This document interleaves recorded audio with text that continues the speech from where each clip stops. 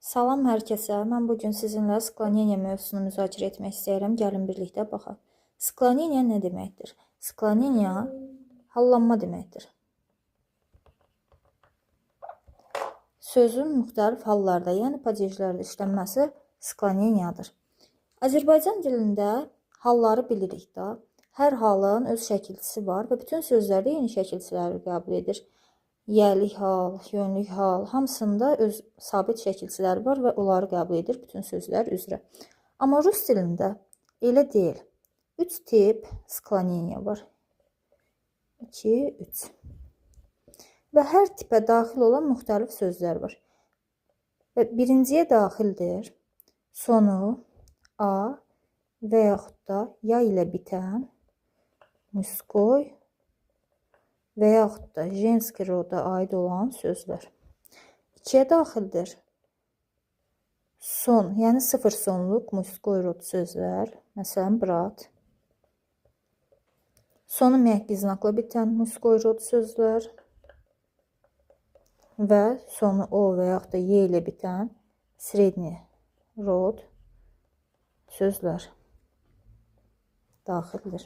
3-ə daxildir sonu məhqi znakla bitən jenski rod sözlər. Bunu niyə biz bilməliyik? Hər bir sözün, bu sonluqlar uyğun sözün, özün daxil olduğu skloneniya qrupu var. Birinci, ikinci, üçüncü. Məsələn, deyirəm mama. Mama. A ilə bitən jenski roddur. Deməli, birinci skloneniyadır. Deyirəm brat. İkinci skloneniyadır. Samitlə bitən muskoy rod ikinci skloneniya düşür. Bunu niyə bilməliyik? Biz padejləri keçəndə hər padejin müxtəlif şəkilçiləri olur. Məsələn, bir padej üzərində baxaq. Raditelin padejimizdir. Konkret Azərbaycan dilindəki kimi deyəmirəm ki, yəlik halın şəkilçiləri ın, in, on, in. Elə deyil. Deyirəm raditelin padej. Birinci skloneniyada qəbul eləyir ı və yaxud i. 2-də qəbul eləyir a və ya. 3-də qəbul eləyir i. Gördünüz, raditelin padeji nə qədər şəkilçi dedim. Bəs bu nədən asılıdır? Bunu əzbər bilməliyik ki, bunu burada qoya bilək. Məsələn, mama sözümüzü raditelin padejə qoymaq lazım. Necə qoyuram? Mama a ilə bitib, birinci skloneniya daxildir. Bir də nə qəbul edir raditelini? I. Deməli, necə olur raditelində? Mamı. Brat. Samitlə bitir. Samitlə bitir. Sıfır sonluq. İkinci skloneniyadır. 2-də raditelinə qəbul edirdik. Brata. Və yaxud da başqa bir söz. Not. Məhqi znak. Jenski roddur. Məhqi znak var. 3-cü skloneniya düşür. 3-də nə qəbul edir? I. Məhqi znak gedir. Noti. İndi bir dənə misal üzərində istifadə edək. Deyirəm ki, on kupil knigu для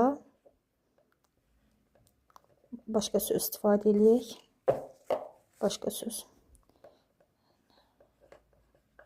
Druq. Nöqtə, nöqtə, nöqtə. Belə padej testini nətər tapırıq? Он купил книгу для друг. Baxırıq. Druq sözünə baxırıq. Druq sözünün başlanğıc forması ilə druqdur. Neçənci skloneniya aiddir? İkinci skloneniya aiddir. Baxın, bu skloneniya cədvəli sabit olur. Hər sözün daxil olduğu skloneniyalar var. Druq 2-yə daxildir. Deməli, druq neçədir? 2. Qabağındakı predloq dilya hansı padejin predloqudur?